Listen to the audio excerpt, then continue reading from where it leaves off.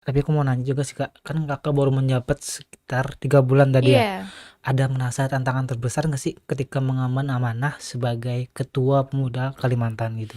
Oke, sebenarnya tantangan terberatnya ya Kak, Oke, karena kan kita membawa nama pemuda oke dan pemuda nama ya? Kalimantan gitu. Iya, Jadi ada 2 sebagai kata yang berat banget iya, gitu ya? yang wah gitu agak Ya, berat sedikit ya. iya sih. Tapi tantangan terberatnya sebenarnya lebih bagaimana caranya kita menyadarkan anak-anak muda di Kalimantan untuk bisa bersuara, Oke, meyakinkan mereka bahwasannya suara mereka itu penting loh gitu. oke. Sampai ke gate 400 suara itu kan eh, apa ya, proses yang luar biasa gitu untuk bisa nge-guide anak-anak muda di Kalimantan khususnya supaya mereka percaya bahwasannya suara mereka tuh berguna, berdaya dan harus disuarakan gitu. Oke. Jadi nggak cuman kayak dipendam misalnya kayak melihat ada kebijakan yang nggak sesuai atau misalnya kayak isu kesehatan mental, sebenarnya kita punya saran misalnya untuk kebijakan-kebijakan di pemerintahan. Nah, tapi kita bingung kan menyuarakan kemana atau merasa kita menyuarakan tapi nggak juga ditindaklanjuti ya buat Oke, apa? Banyak kan oke. stigma-stigma seperti itu. Nah,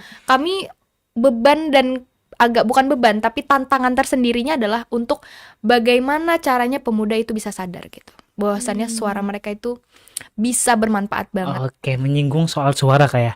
Menurut Kakak nih, ada nggak sih perkiraan atau presentasi suara kita para pemuda Kalimantan buat didengar oleh pemerintah di pusat sana gitu, entah keluhan-keluhan kita gitu.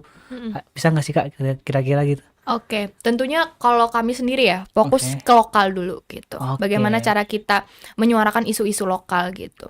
Dan juga yang kita get adalah instansi-instansi lokal dulu gitu. Kalau misalnya kita langsung ke Oke, pusat kan pemerintah setempat berarti itu ya? iya, Oke, pemerintah setempat. Contohnya kayak kalau sekarang kan kita lagi bergerak di Kota Banjarbaru. Harapannya oke. di 2 bulan berikutnya kita bisa beralih ke Kota Banjarmasin Oh, dan semoga sih. seterusnya. Oke. Iya.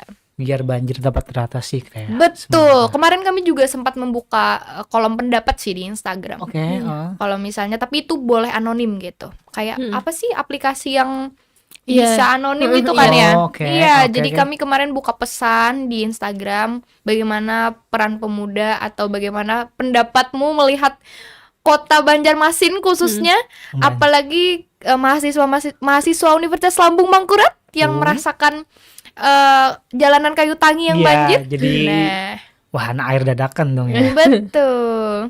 Download Tribun X sekarang. Menghadirkan lokal menjadi Indonesia.